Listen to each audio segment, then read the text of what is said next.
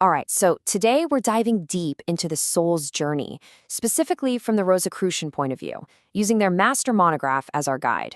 We're going to try and unpack some huge questions, like why are we here? What's our real purpose? And where is this whole spiritual path supposed to be taking us? So let's just jump right in with a really powerful paradox, one that's right at the heart of these teachings.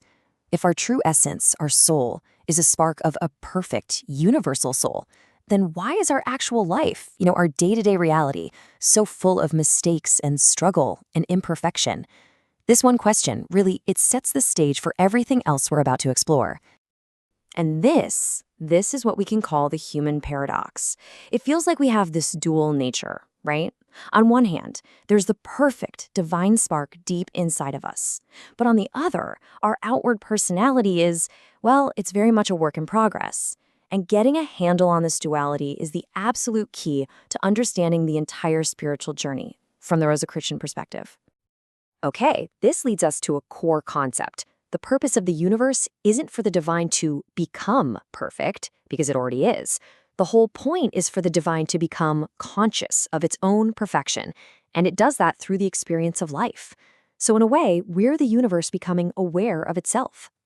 So, how does this big cosmic drama actually play out inside of us? Well, according to the text, it all happens through the interplay of our two souls. Let's break down what that actually means. So think of it this way. On one side, you've got the human soul. This is that pure, direct spark of the universal soul. It's perfect, it doesn't change. But then on the other side, you have the soul personality. Now this is the part that's imperfect and the part that evolves. It gets created at our very first earthly life, and it acts as the vehicle for all our experiences, our choices, and all the lessons we learn down here. So here's the crucial takeaway from that. Your core divinity, your human soul, is already whole. It's complete. It doesn't need to evolve. The part of you that's on this long journey of growth, the part that reincarnates and learns from its screw-ups, that's your soul personality. It's like the reflection of that divine light, just trying to become a clearer and more perfect mirror over time. Now, the faculty that makes this whole process even possible is consciousness, and more specifically, self-consciousness. This is what really creates the great divide between our experience and, say, the animal kingdom, and it's what gives us this unique role in the whole cosmic evolution thing. According to this source, animals don't have individual souls in the same way that we do.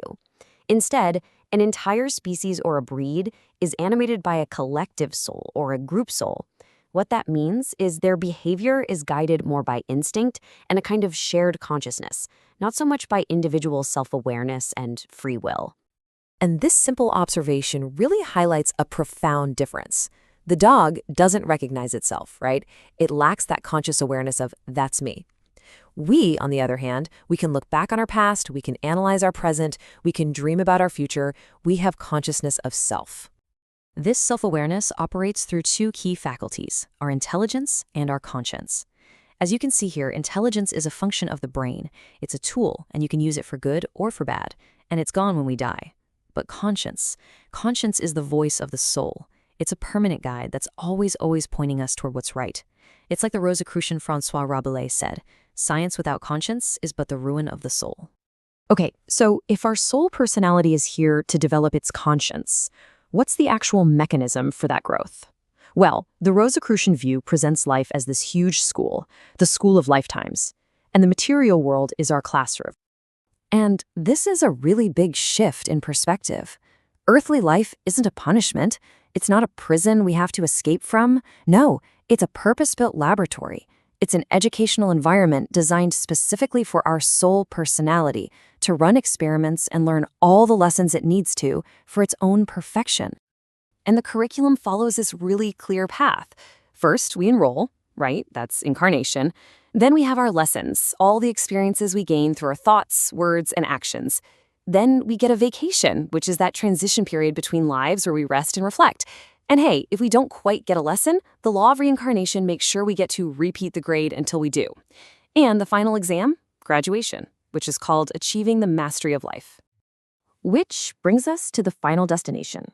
After all these lifetimes, after all these lessons, what is the ultimate goal of this grand cosmic education? I mean, what does it actually mean to graduate? And here it is. The journey's end is for our evolving soul personality, the student, to finally become so refined, so wise, that it fully realizes its own divine nature. And at that exact moment, it merges completely with its source, the perfect human soul. The reflection finally becomes one with the light. And what's amazing is, this isn't just a Rosicrucian idea. As the monograph points out, this state of perfection has been the goal of mystics all through history.